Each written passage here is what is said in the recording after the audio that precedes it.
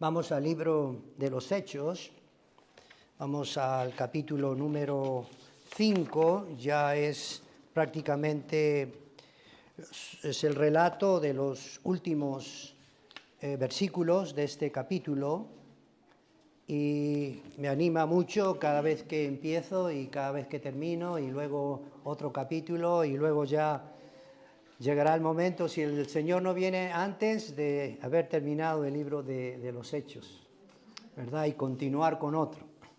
Entonces, el libro de los Hechos de los Apóstoles, aquí nos habla lo que sucedió en la iglesia. Nosotros sabemos, habla del principio, los inicios en la iglesia, y ahora entramos a una nueva fase, digamos, de explicar la persecución generalizada. Y entonces hay dos cosas que son características, es la difusión del Evangelio y la persecución continua. Eso lo vemos en el libro de los Hechos con bastante claridad, dos contrastes, la difusión del Evangelio y la oposición constante.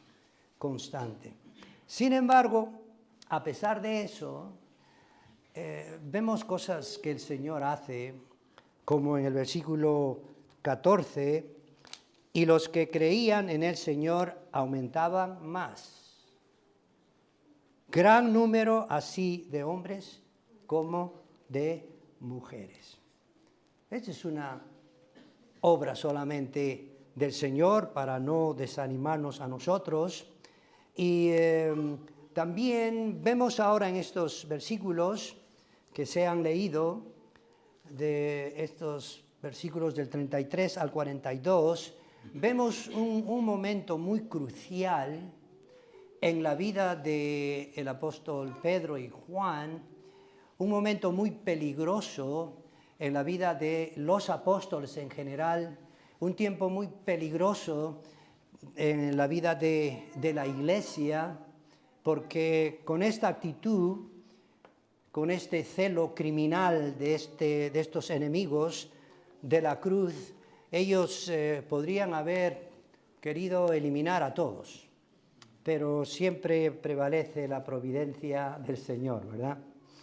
Y vamos a ver aquí 4 cosas muy sencillas, acción y determinación por parte de los enemigos. ¿Qué es lo que deciden ellos? Acción preventiva, por causa del consejo de Gamaliel, él hizo algo. Y la acción abusiva por parte de las autoridades religiosas y la acción y la actitud, digamos, de los apóstoles por causa de la persecución. Vemos ese gozo en ellos y me gustaría que podáis leer lo que nos dice aquí en el versículo 41 y el versículo 42, dice, y ellos salieron de la presencia del concilio desanimados, llorando, ya no volvemos más, las cosas del Señor no funcionan, aquí todo el tiempo estamos perdiendo y nos pegan y nos flagelan y nos azotan. No. Y ellos salieron de la presencia del concilio gozosos de haber sido tenidos por dignos de padecer afrenta por causa del nombre. Y no solamente eso, sino dice, y todos los días en el templo y por las casas no cesaban de enseñar y predicar a Jesucristo. Vamos a orar. Señor, gracias por este tiempo. Prepara nuestra mente, nuestros corazones. Y si hay alguien sin Cristo, Señor, tú toca ese corazón. Y los que te conocemos, anímanos más y más, Señor, al reconocer que tú eres todo en nuestras vidas. Te pedimos todo en nombre de Jesucristo. Amén. Muy bien, entonces el tema, el enfoque sería señal de peligro. Porque vemos claramente versículo 33, un versículo muy clave, digamos, aquí en este capítulo. Dice, ellos, oyendo esto, se enfurecían y querían lastimarlos. No. querían matarlos. Entonces era una situación muy, muy delicada. Está jugando la integridad física de Pedro y de Juan, y vemos que los mismos apóstoles notaron esa actitud al ver ese odio y ese enojo. ¿No habéis notado algunas veces cuando en alguna parte de vuestra vida que alguien se ha enojado delante de vosotros y ha tenido un enojo grande? Cuando yo hablé a mi hermana, cuando yo acepté al Señor, ella se enojó y nunca vi en sus ojos tanto odio y tanto enojo por haber yo recibido a Cristo y para ella haber dejado la religión. Nunca vi tanto odio. Y cuánto más estos. Y lo que me llama la atención ahí en el versículo 33 dice ellos. Y claro, como hemos leído, vemos que se refiere al sumo sacerdote. Ahí estaba la secta de los saduceos, el jefe de la guardia, los ancianos, los hijos de Israel y todos los que estaban a favor de ellos, que también sintieron ese odio a muerte. Imagínense, ese odio a muerte contra estos apóstoles, sintieron indignación y querían reaccionar violentamente. A veces leemos así, muchas veces muy, muy rápido, y mejor leerlo pausadamente. Versículo 33, ellos, oyendo esto, se enfurecían y querían matarlos. Este es un versículo clave que nos puede mostrar tres cosas, mostrando ese odio descontrolado. Dice, ellos oyendo esto. ¿Qué era esto? ¿Qué es lo que ellos oyeron? Oyeron que frecuentemente los apóstoles eran tan valientes que estaban diciéndole a ellos, vosotros crucificasteis a Jesucristo. Y si leemos de una manera muy minuciosa lo que dice todo el libro de los Hechos, se repite 19 veces que los apóstoles hablaron y condenaron lo que hicieron los enemigos de Jesús, los judíos. Entonces pareciera que esto era en ese momento un basta, ¿verdad? Ya estamos hartos de ustedes, y oyeron que fueron culpables. Y hay muchos ejemplos que puedo mostrarle a vosotros en la Biblia, 19 veces, y hay muchos que puedo mostrarles aquí en el capítulo 4, el versículo número 10, solamente para mostrarles algo. Sea notorio a todos vosotros y a todo el pueblo de Israel que en el nombre de Jesucristo de Nazaret, a quien vosotros crucificasteis y a quien Dios resucitó de los muertos, por él este hombre está en vuestra presencia sano, condenándoles constantemente. Ahora, en esta oportunidad, estas autoridades religiosas judías no toleraron, como os dije, tal acusación, y algo malo pasó en ellos. Algo pasó en sus corazones. En la Biblia en inglés, yo leí este versículo. Y en inglés dice, when they heard that, they were cut to the heart. Dirán, ¿qué? En español es cuando oyeron esto, se les cortó el corazón. Fueron heridos hasta el corazón, enfatizando la indignación dentro de ellos. También se puede entender que fue un momento en que ellos se dieron cuenta de su maldad y podrían haberse arrepentido, pero no lo hicieron. Más bien tuvieron más odio. Y a mí me entristece mucho cuando hablas y hablas, debemos orar solamente. Hay personas que no se quieren arrepentir, ¿verdad? Que no. Y siguen escuchando la palabra del Señor y que no. Hay personas así también.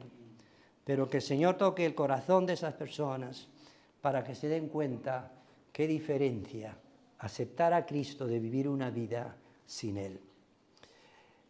Y muchas actitudes parecidas vemos en el libro de los Hechos por parte de los enemigos de Jesús.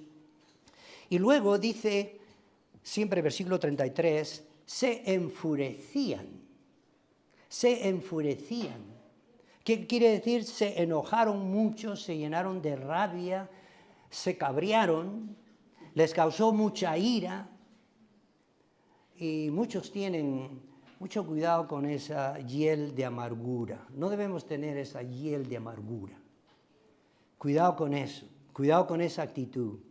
Ya eso os he dicho muchas veces y lo sabemos. Un enojo descontrolado te va a motivar a realizar unas decisiones muy, muy terribles y a veces irreparables.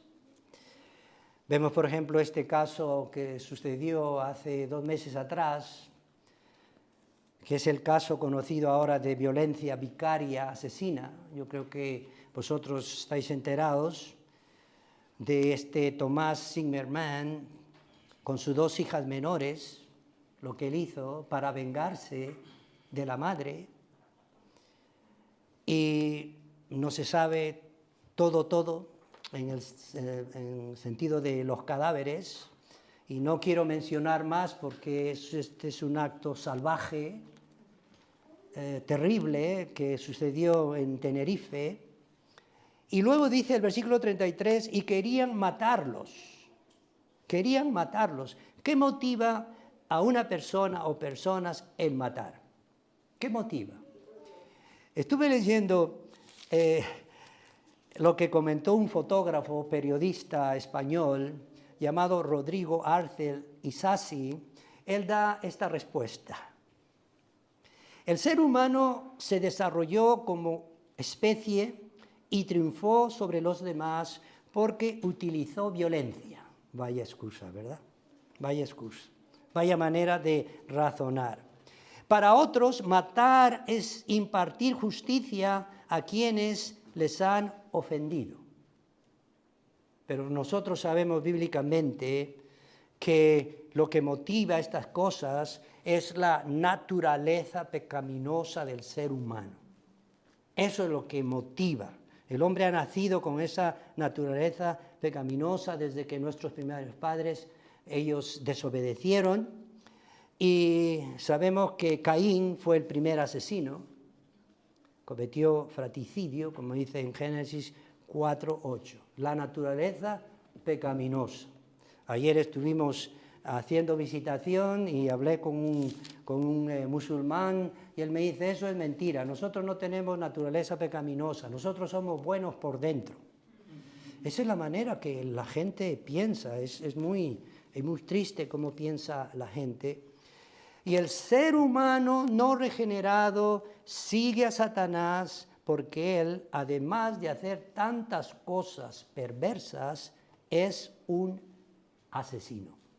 El Señor Jesús, hablando a los judíos, él dijo, por Satanás, él ha sido homicida desde el principio, como dice en Juan 8:44. Y los judíos religiosos eran también perversos y violentos. Y eso nos muestra a través de los libros de los Hechos cómo inclusive decidieron matar a Pablo. Hicieron un juramento para matar a Pablo. Vemos que ese era su celo religioso. Y versículo 33, ellos oyendo esto se enfurecían y querían matarlos. Hay muchas definiciones, digamos, en el griego por matar, pero aquí hay una muy especial que en el griego es anaireo. Anaireo. Eso solamente se encuentra aquí en este versículo y significa matar con violencia. Es decir, querían matarlos, querían despedazarlos. Eso es lo que significa. Vaya actitud de ellos. Y ya ellos tuvieron esto, ellos ya habían actuado de esta manera cuando condenaron al Señor Jesús y el Señor Jesús llegó a la cruz del Calvario. Matarlos. Vamos a ver Juan 5, del 15 al 16, para ver la actitud constante de ellos. Dice, el hombre se fue y dio aviso a los judíos que Jesús era el que le había sanado. Y por esta causa los judíos perseguían a Jesús y procuraban matarle porque hacía estas cosas en el día de reposo. Entonces eran unas personas violentas. Hemos visto entonces la indignación de ellos y la manera como reaccionaron con esa actitud descontrolada. Y vamos a ver ahora la acción preventiva y vamos a hablar de una autoridad religiosa entre ellos, de Gamaliel. Versículos 34 al 39 se nos describe todo lo referente a Gamaliel. Estos versículos nos muestran a este líder y la pregunta es esta: ¿usó Dios a Gamaliel para proteger la vida de los apóstoles? Sí, sí lo hizo. A pesar de que era un fariseo que no creía en Jesús, pero Dios le usó para evitar la muerte segura de los apóstoles. Y esto le llamamos nosotros providencia de Dios. Providencia de Dios. Y la Biblia nos da muchos ejemplos de personas incrédulas en las cuales el Señor también motivó para que hagan ciertas acciones al provecho del pueblo de Israel. Por ejemplo, el rey de Egipto ayudó a José. No sé si vosotros sabéis la historia de José, muy amplia, y que pues eso motivó la ayuda de este rey de Egipto, motivó a que el pueblo de Israel se constituya y vaya a la tierra prometida. Y también el rey Artajerjes ayudó a Esdras y a Nehemías. El rey Darío de Persia ayudó para los cautivos judíos para que vuelvan a Jerusalén. Él también ayudó a Daniel. Entonces, Dios puede usar a los incrédulos para sus propósitos divinos. Sigamos hablando de Gamaliel, que intercedió por los apóstoles. Su nombre significa Dios es mi recompensa. Y yo encontré, mientras estaba mirando algunas ilustraciones ahí en el internet, encontré en la página católica que decía San Gamaliel. San Gamaliel. Y está hablando maravillas de San Gamaliel y que su cuerpo está siendo venerado en una capilla en Italia, en Pisa, y ahí está, y tiene una fiesta especial, un mes determinado del año, y digo, lee la Biblia, entérate, por eso nos vamos a enterar un poco más. Sus credenciales. Según se cree, él fue nieto del rabino Altiel, que fue el primero de los 7 rabinos. Gamaliel pudo haber estado en el templo cuando el Señor Jesús estuvo hablando, cuando el Señor Jesús tenía 12 años. Es muy posible que entre todos esos doctores de la ley estaba Gamaliel. Veamos Lucas 5:17, que lo podemos ver ahí. Y también hay otra referencia que os voy a leer. Dice, aconteció un día que él estaba enseñando y estaban sentados los fariseos y doctores de la ley, los cuales habían venido de toda, ¿qué dice? Doctores de la ley. Doctores de la ley. Los cuales habían venido de todas las aldeas de Galilea y de Judea y Jerusalén, y el poder del Señor estaba con él para sanar. y sanó, y se indignaron. Y aquí en Lucas capítulo 2 no necesitan ver. Lucas capítulo 2, versículo 46 al 47, leemos algo interesante acerca de Jesús cuando era de 12 años. Y aconteció que 3 días después le hallaron en el templo sentado en medio de los doctores de la ley, oyéndoles y preguntándoles, y todos los que le oían se maravillaban de su inteligencia y de sus respuestas. Es muy probable que Gamaliel estaba entre ellos. Es muy probable. Gamaliel era un fariseo. Y claro, aquí podría hablar mucho sobre los fariseos, pero era un grupo religioso de gran influencia que cruzó la raya en la dirección opuesta al agregar más requisitos en la ley. Es por eso que Jesús condenó abiertamente sus acciones hipócritas. Si quieren saber un poco más, vayan al libro de Mateo, capítulo 23, del principio al fin, del 1 al 30, la manera como él condenó y les dijo hipócritas.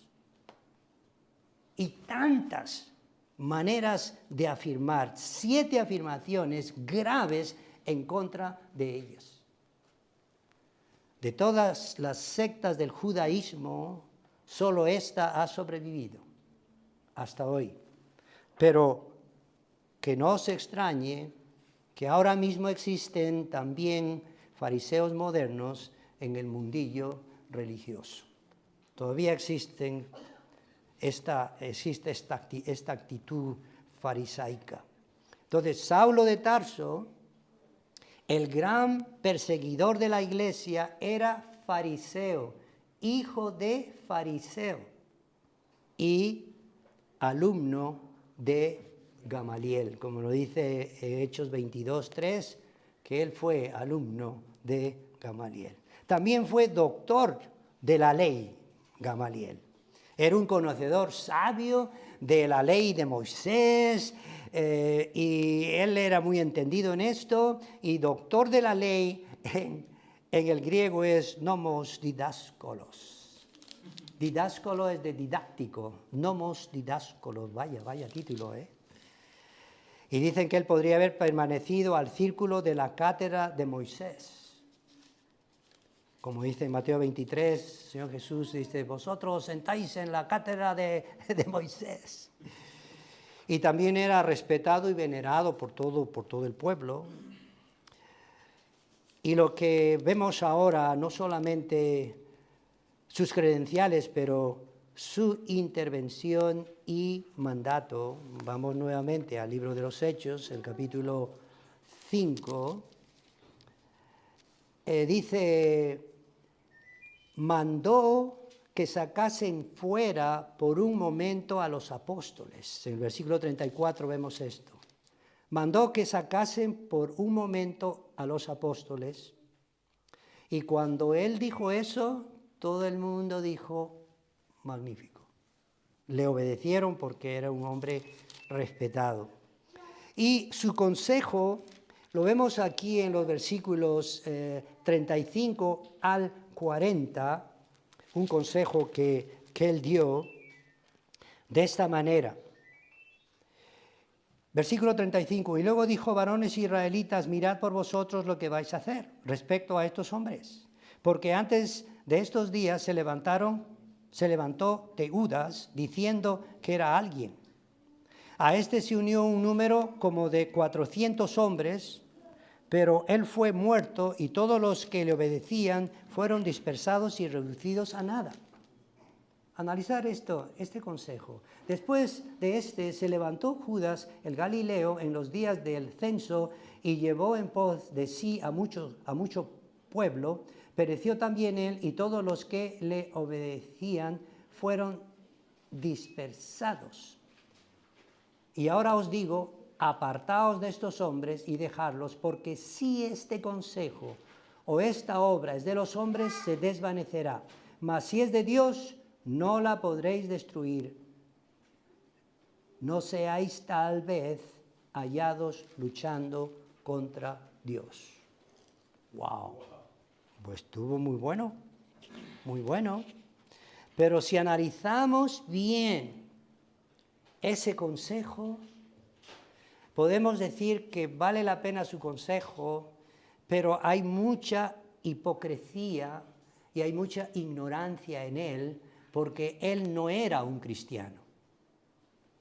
Él era un fariseo bien conocido, bien reconocido, y vemos aquí que su consejo valió porque el Señor le utilizó muy bien, valió su consejo. Pero Dios estaba actuando en esto porque Dios hizo su voluntad. ¿Qué hizo Gamaliel? Apeló al dominio propio. En el versículo 35, ya lo hemos leído, él pudo ver el rostro de sus colegas religiosos, una actitud de odio y descontrol. Era necesario mantener un testimonio religioso para la integridad de los rabinos y de todos ellos. ¡Qué hipocresía! ¡Qué hipocresía! Les motivó a analizar bien la situación. Les dijo, varones israelitas. Eso tiene un significado muy interesante. Es un gentilicio que se remonta a su origen semita y se refiere al pueblo hebreo y a ese pacto que hizo Dios con el pueblo de Israel. Por eso les dijo israelitas. Nosotros somos de Dios. Nosotros hemos hecho un pacto con Dios. Y les exhorta a que sean cautelosos, cuidadosos de sus actos en contra de los apóstoles. Les presentó dos acontecimientos previos, como vemos en el versículo 36 al 37. Y Gamaliel menciona dos líderes en particular que hicieron un impacto en un determinado momento en la historia de Israel. Y empieza a hablar de Teudas. ¿Qué pasó con él? Pues él se agrupó a mucha gente y él empezó a hablar muchas cosas y tenía gente que le seguía, tenía adeptos y todo, pero él fue matado y el resto pues desapareció. Y cuando dice, se levantó Teudas diciendo que era alguien, para muchos estudiosos, da a entender que él se autotituló o denominó como el Mesías prometido. Para muchos piensan que podría haber sido esto, pero vino Teudas, hizo lo que quiso hacer, lo mataron y todo desapareció. Luego, en el versículo 37, nos habla de Judas el Galileo. Igual.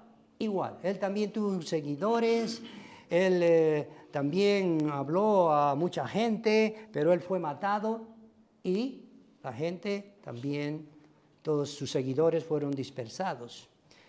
Y hay que notar una cosa muy interesante.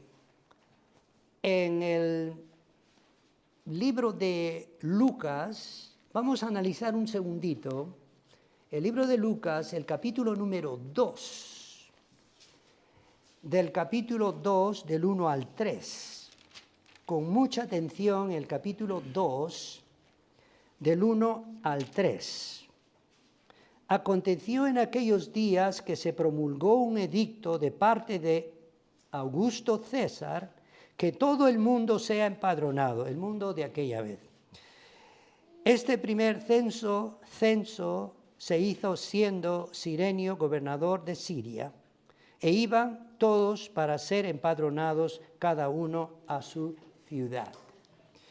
Es muy probable que este Judas el Galileo estuvo en contra de ese censo y que él se rebeló y que sucedió esas cosas con él y con todos los que le seguían. Y vemos también que nos habla la Biblia ahí en el capítulo 13 de Lucas, sigan conmigo por favor, el versículo número 1 dice, en este mismo tiempo estaban ahí algunos que le contaban acerca de los galileos, cuya sangre Pilato había mezclado con los sacrificios de ellos. Es muy probable que en esa revuelta este hombre, Pilato, los había masacrado y con su sangre había hecho su ceremonia. Pero vemos que de una manera o de otra manera estos dos desaparecieron. ¿Estamos de acuerdo con eso? Y entonces lo que es relevante cuando Gamaliel conecta y dice, miren, esto pasó con Teudas, esto pasó también con Judas el Galileo. Entonces hay que prestar atención. Él estaba diciendo, estaba una suposición. Siendo que no era creyente, él decía, vamos a poner a prueba a los creyentes, a estos cristianos. Si desaparecen, pues que desaparezcan. Pero nosotros como cristianos sabemos que tenemos a Cristo en nuestro corazón y por más que nos maten, siempre el cristianismo, siempre la iglesia sigue adelante. Y eso es lo que no mencionó Gamaliel. Porque Gamaliel pudo haber dicho, callaros todos. No, aquí no hay quizá tal vez. Estos son varones de Dios y hay que respetarlos y cuidado. Él usó una frase condicional. Dejemos a ver si estos cristianos pueden sobrevivir. Pero sabemos nosotros que Dios es eterno y que tiene una promesa con nosotros muy grande. Os quiero alegrar el corazón una vez más esta mañana leyendo Juan 10, del 25 al 29. Juan 10, del 25 al 29. Jesús le respondió, os lo he dicho y no creéis las obras que yo hago en nombre de mi Padre. Ellas dan testimonio de mí. Pero vosotros no creéis porque no sois mis ovejas, como os he dicho. Mis ovejas oyen mi voz y yo las conozco y me siguen y yo les doy vida eterna y no perecerán jamás ni nadie las arrebatará de mi mano. Qué bueno, qué bueno. Siempre salimos victoriosos. Siempre salimos victoriosos. Hablamos a la persona acerca de Cristo, nos insultan, siempre salimos victoriosos. Circunstancias difíciles de nuestras vidas, siempre salimos victoriosos porque el Señor dice que está con nosotros y que Él cuida de nosotros. Entonces Gamaliel era ignorante en esto, no conocía al Señor. Y claro, vamos nuevamente a Hechos capítulo 5, les motivó a que hagan una decisión inmediata. Versículo 40, que dijo, y convinieron con él, y llamando a los apóstoles, madre mía, todavía estaba el odio de ellos, y convinieron con él y llamando a los apóstoles, después de azotarlos, les intimaron que no hablasen en el nombre de Jesús y les pusieron en libertad, a regañadientes. Lo que me llama a mí la atención, mucho, es la actitud de estos varones de Dios. Versículo 41 y 42, y este es el tema central, digamos. Porque os he mostrado en cuanto os he dado el texto bíblico, os he mostrado las cosas que acontecieron ahí, y ahora estoy mostrando algo importante, por qué sufrieron ellos, y os quiero ponerlo delante para que se den cuenta que estaban poniendo a Cristo en sus vidas. Y la aplicación de hoy tiene que ser lo mismo. Versículo 41, y ellos salieron de la presencia del concilio gozosos de haber sido tenidos por dignos de padecer afrenta por causa de su nombre. Y todos los días en el templo y por las casas no cesaban de enseñar y predicar a Jesucristo. Habían sido amenazados, no lo hagan, y ellos lo seguían haciendo. ¿Por qué?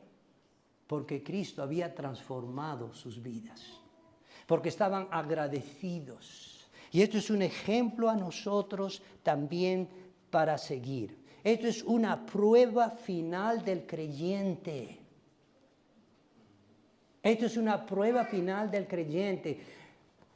Pueden venir y vendrán momentos difíciles.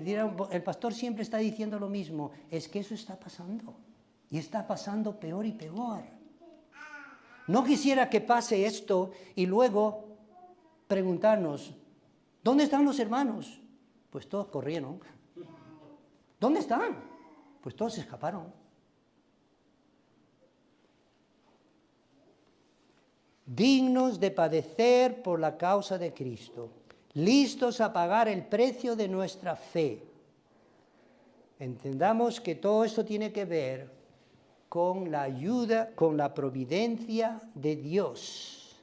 Y el Evangelio sigue adelante y seguirá adelante hasta que el Señor venga y nos lleve. Y queremos que el Señor venga en cualquier momento, ¿verdad? Entonces sigamos proclamando a Cristo, que la gente se arrepienta y dejemos esto en las manos del Señor. Mirando a estos hombres, yo me lleno de mucho respeto por ellos y yo sé que el Señor Jesús es mi Señor y mi Salvador. Yo sé. Y yo sé que quizá habrá momentos en que pasaremos unos momentos muy difíciles de persecución. Y que el Señor nos ayude a que podamos ser valientes. Veo yo a estos apóstoles, todos ellos murieron por la causa de Cristo, uno por uno. Veo a Pablo en la cárcel animando a los demás. Y nosotros sigamos adelante con la mirada siempre puesta en Cristo, mirando a aquellos inclusive que nos desprecian. Ayer nos menospreciaron. Ayer ni quisieron hablar algunos con nosotros. Ayer nos miraron con odio, pero otros escucharon. Y que el Señor siga tocando los corazones en este momento. Si no conoces al Señor, puedes decir, Señor, estoy aprendiendo mucho aquí. Señor, mi corazón es rebelde. Señor, te entrego mi vida. Perdóname, me arrepiento. Qué decisión más bella sería. Y lo puedes hacer en este momento. Dios conoce tu corazón. Y tú puedes decir, yo soy esa persona. Yo soy esa persona rebelde. Yo recuerdo cuando escuché por 3 años que se predicaba de Cristo y ese último día yo me cogí al banco y dije, yo no salgo. No, es que no. Y dije, bueno, de salir salgo, pero mejor aquí, Señor. Señor, tú me conoces. Tú sabes mi rebeldía. Tú sabes las cosas que he hecho. Perdóname, Señor. Y eso puede pasar en este momento. Si hay alguna persona que piensa, si oramos mucho para que Dios quebrante tu corazón y que puedas rendirte a los pies de Cristo y que Él sea tu Señor y tu Salvador y que tú seas también un cristiano fuerte, un cristiano con valor, con denuedo y decir, sí, Cristo me ha cambiado. No importa lo que digan ustedes o me quieran matar, pero mi vida está escondida en Cristo. Vamos a orar. Señor, gracias una vez más por este tiempo, gracias por tu palabra. Tú sigue tocando, Señor, esos corazones que no te conocen y nuestros corazones, para que nos demos cuenta, Señor, que es bello seguirte y debe haber gozo en seguirte, debe haber gozo en la persecución, debe haber gozo porque tú, Señor, eres todo en nuestras vidas. Padre bendito, ayúdanos, Señor, te pedimos todo en el precioso nombre de Jesucristo. Amén.